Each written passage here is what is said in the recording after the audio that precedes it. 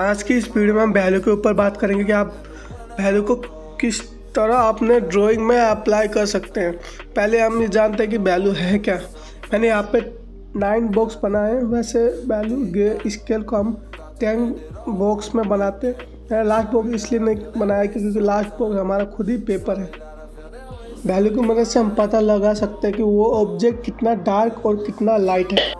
अभी मैं यहाँ पे फर्स्ट बॉक्स में 8B पेंसिल का यूज़ करके शेड को लाइट प्रेशर दे के मैं अप्लाई कर रहा हूँ। जैसे कि आप यहाँ पे देख सकते हैं, यहाँ पे लाइट प्रेशर देने का एक ही फ़ायदा होता है कि आप पेपर को डैमेज नहीं कर सकते। अगर आप एकदम शुरू से ही फर्स्ट लेयर या आप एकदम डार्क करने लगोगे तो आपका पेपर डैमेज होने लगेगा, फटने लगेगा। अगर आपका पेपर 150 GSM से कम है तो आपका पेपर डेफिनेटली फटेगा। इसलिए हमेशा आप ध्यान रखें कि आप कोई भी ड्राइंग कर रहे हो उसको फर्स्ट लेयर एकदम लाइट प्रेशर के साथ ही अप्लाई करना। मैंने फर्स्ट लेयर लाइट प्रेशर यहाँ पे अप्लाई किया, मैं सेकेंड लेयर यहाँ पे दे रहा हूँ। जैसे आप देख, अगर आप वैल्यू स्केल ड्रॉ कर रहे हो, जैसे कि मैंने यहाँ पे 8B पेंसिल का यूज़ कर रहा हूँ। अगर आपके पास 8B पेंसिल नहीं है तो इट इज़ में उतना मैटर नहीं करता कि आप कौन सा पेंसिल यूज़ कर रहे हैं, 8B 4B 2B। आप सिंपल पेंसिल से भी शेड कर सकते हैं। आप उस पेंसिल का जितना हो सके डार्क रेंज आप अप्लाई कीजिए और उससे लाइट होते तो एक ही बात ध्यान में रखना है कि आपका वो वैल्यू स्केल और grey scale light to dark होना चाहिए। ऐसे नहीं है कि आप ये वैल्यू स्केल ग्रेफाइट मीडियम में ही कर सकते हैं। आप इसको कलर एनी मीडियम कलर वगैरह, water colour, acrylic colour, oil colour, आप ये इस वैल्यू स्केल को हर किसी में प्रैक्टिस कर सकते हैं। तो सेम यही टिप उस और मीडियम में भी अप्लाई करना है कि उसमें भी आपको डार्क टू लाइट होते हुए आपको अप्लाई करना है। अगर आप एक बार ये वैल्यू स्केल व ग्रे स्केल आप समझ गए, आप किसी भी मीडियम में इजीली आप वर्क कर सकते हैं। आप इसके बिना आप किसी भी मीडियम में डार्क और लाइट की वैल्यू आप अलग नहीं कर सकते, आप डिफाइन नहीं कर सकते कि वो कितना डार्क है कितना लाइट है। अगर आप एक बार ये ग्रे स्केल समझ गए तो आपको पेंटिंग करने में एकदम आसानी रहेगी और कोई सा भी मीडियम में आपको वो करने में भी आसानी रहेगी। इसलिए आपको ये वैल्यू स्केल समझना सबसे इम्पोर्टेंट है। अब बात करते हैं कि वैल्यू स्केल कितना इम्पोर्टेंट है। साइंटिफिकली बात करें तो हमारे आँखें इन्फिनिटी रेंज ऑफ वैल्यू देख सकता है।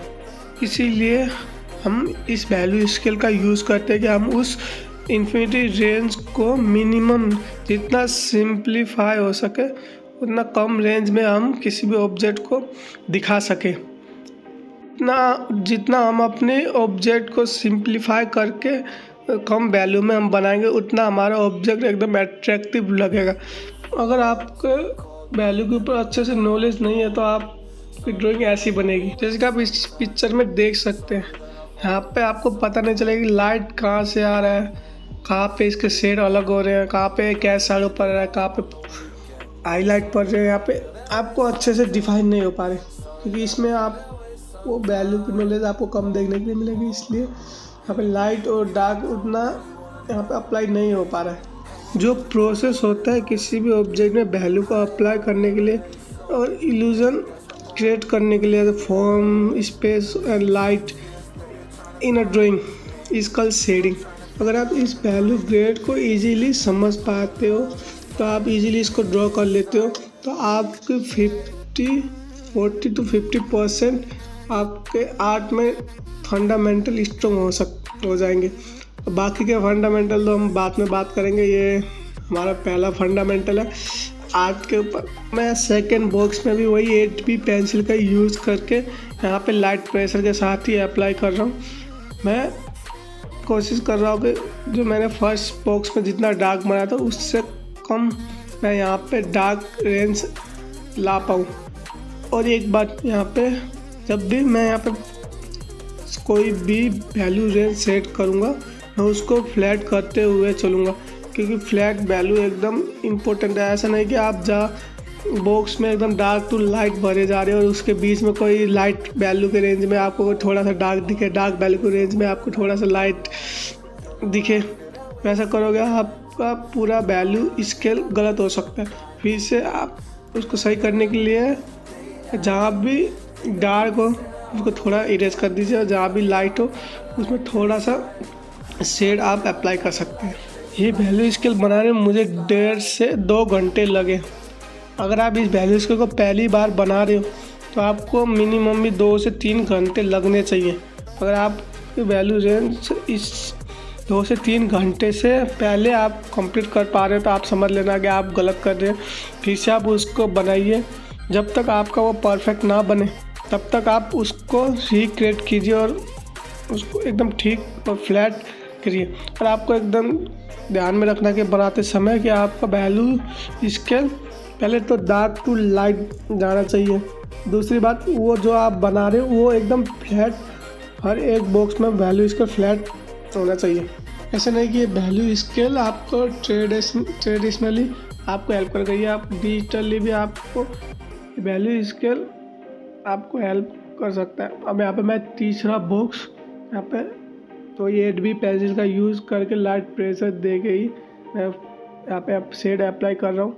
जितना आप अच्छे से ये वैल्यू स्केल को समझ पाते हो उतना आप जो भी ऑब्जेक्ट आपके सराउंडेड है, जो भी आप फोटो इमेज में आप देख सकते हैं, ड्राइंग करते समय आप रेफरेंस को, पोर्ट्रेट को आप देखते हैं, वो आप अच्छे से आप उसको वाइट एंड ब्लैक में आप देख सकते हो और आप वो वैल्यूज को देख के आप पेपर में आप इजीली अप्लाई कर सकते हैं। तो कितने को पोर्ट्रेट बनाते समय वो डार्क और लाइट वैल्यू आपको अच्छे से समझ नहीं आती। जैसे मैंने आपको वो एक पोर्ट्रेट आपको दिखाया था, उसमें कैसे उसके सेट किया था, तो वहाँ पे लाइट आपको पड़ते हुए नहीं दिख रही। पहली बात, वहाँ पे आपको डार्क वैल्यू इतनी नहीं दिख रही जहाँ पे दिखना चाहिए, कैसा नहीं दिख रहा। ये आपको हेल्प करेगा कि कितना वो ऑब्जेक्ट में लाइट पड़ रहा है और कहाँ पे शेड कितने हैं, कितना डार्क उसमें रेंज है, आपको पहले उसमें एकदम मदद करेगा। आपको ये समझना एकदम ज़रूरी है। आप इससे कंपेयर भी कर सकते हैं, बना के आपको ये स्केल बनाया और इसको काट के वहाँ पे कितना रेंज आपको देखने के लिए मिलेगा, आप उससे यह स्केल कंपेयर कर सकते हैं और उसी रेंज में आप उस शेड को अप्लाई कर सकते हैं अपने पोर्ट्रेट में भी। वैल्यू स्केल किसी भी ड्राइंग में डिस्टेंस दिखाने में मदद करता है कि वो ऑब्जेक्ट कितना दूर है और वो बैकग्राउंड कितना दूर है। जैसे कि बैकग्राउंड एकदम दूर होगा तो हम उसको लाइट से डिफाइन करेंगे और ऑब्जेक्ट को एकदम डार्क करेंगे। इससे ये होता है कि जो डिस्टेंस होते हैं ऑब्जेक्ट और बैकग्राउंड में, तो ऑब्जेक्ट को हम एकदम अट्रैक्टिव दिखा सकें और बैकग्राउंड को हम एकदम लाइट करेंगे और ऑब्जेक्ट को एकदम डार्क करेंगे। जो ऑब्जेक्ट का कॉन्ट्रास्ट होगा वो उससे ज़्यादा होगा और हमारे आई ऑब्जेक्ट में ज़्यादा अट्रैक्टिव होगी और हम ऑब्जेक्ट के ऊपर ज़्यादा ध्यान दे सकते हैं। यहाँ पे फोर्थ बॉक्स को भी 8B पेंसिल से लाइट प्रेशर के साथ ही अप्लाई कर रहा हूँ। यहाँ पे देख सकते हैं कि मैंने 8B के पेंसिल यूज़ करा, आप कोई सा भी यूज़ कर सकते हैं। मैंने जैसे कि पहले बताया, मैं यहाँ पे इस क्रिएट को बनाते समय 2 ही पेंसिल का यूज़ करूँगा, 8B एंड HB। HB एकदम लाइट रेंज वैल्यू दिखाने के लिए। ये मैं इस 8B पेंसिल को एकदम लाइट शेड तक नहीं यूज़ कर सकता क्योंकि पेंसिल पहले से बहुत डार्क होती है, तो इसको जितना भी मैं लाइट प्रेशर क्यों नहीं दे दूँ, ये उतना लाइट शेड ये नहीं दे सकता ड्राइंग में। इसलिए मैं यहाँ पे HB पेंसिल का यूज़ करूँगा। जितना मैंने यहाँ पे ग्रे स्केल बनाया, I hope you also draw it. आपको भी ये ड्रॉ कर ले, अगर आपको समझ आ पा रहा है तो आप जितना हो सके ये आप ग्रे स्केल बनाने की कोशिश कीजिए। हम नेक्स्ट वीडियो में इसको कंपेयर भी करेंगे ऑब्जेक्ट में कि आपको वैल्यू कहाँ पे कितना देखने के लिए मिलेगा। हम उसको ब्लैक एंड वाइट में देखेंगे कलरफुल ड्राइंग को कि आप कैसे इस वैल्यू स्केल को अपने ऑब्जेक्ट में देख सकते हैं। और हम ड्राइंग भी करेंगे, एक सिंपल ड्राइंग में आपको इसको इजीली समझाने के लिए लाइट कहाँ से उस ऑब्जेक्ट में आ रही है और फॉर्म ऑफ शैडो कैसे बन रहे हैं, सरफेस में हो गए और ऑब्जेक्ट में कैसे वो शैडो आपको देखने के लिए मिलेंगे, हम उसके ऊपर भी बात करेंगे।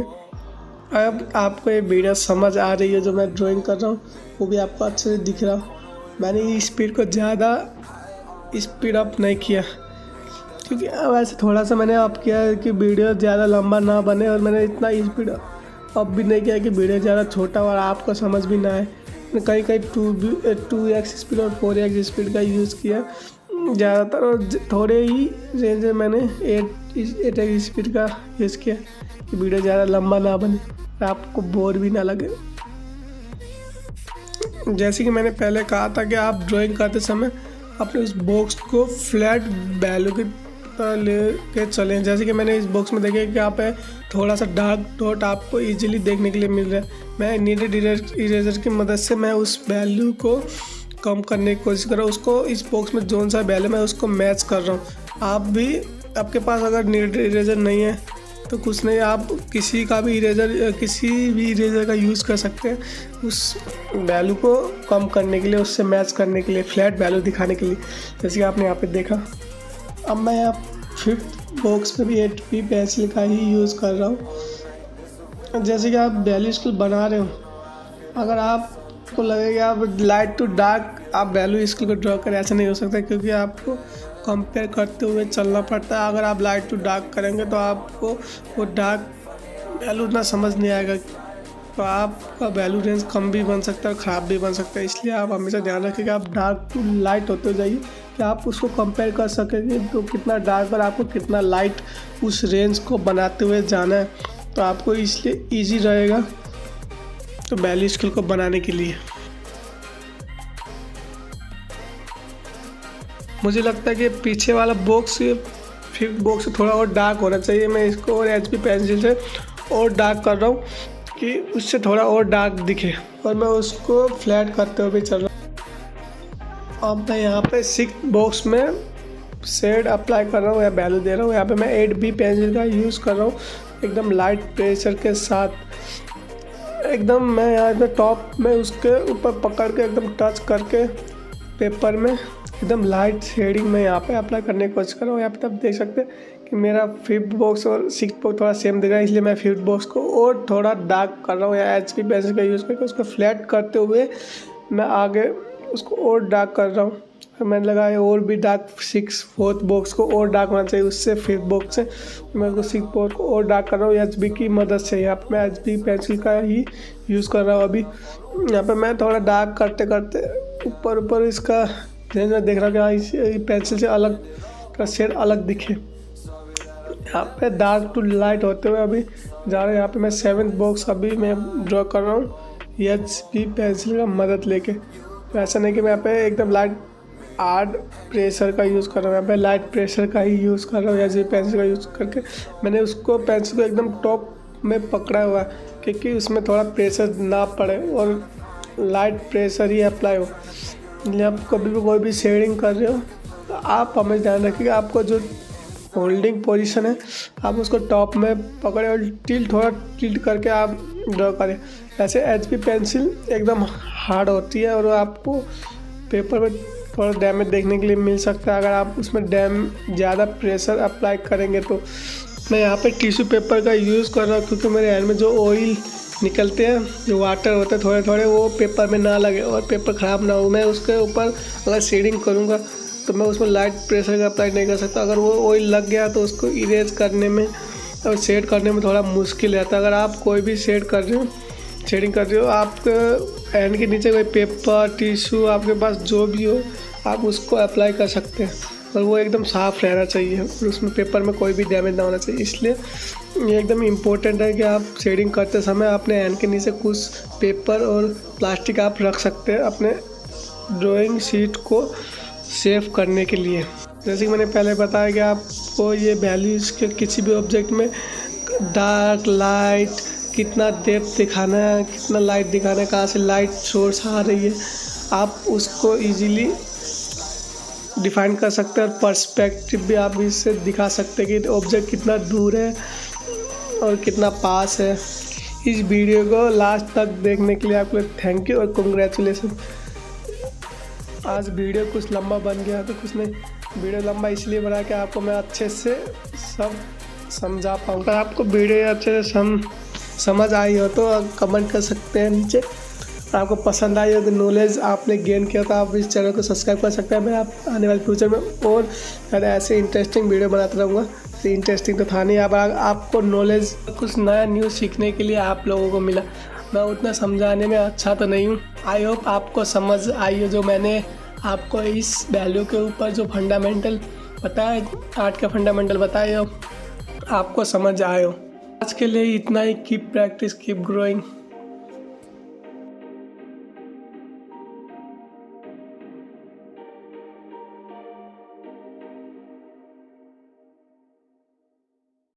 With froze, cold night and the winter hot cold. Sorry that I fall away sometimes. Sorry that I fall away sometimes. Yeah, yeah. The end, got to end it all on the weekend. Sorry that I feel that way sometimes. Sorry that I feel that way sometimes. Oh, oh, yeah. You don't really wanna know me. Hanging in the corner with a nose bleed. High on whatever they sold me. That's the old me, yeah. 6 years later trying to find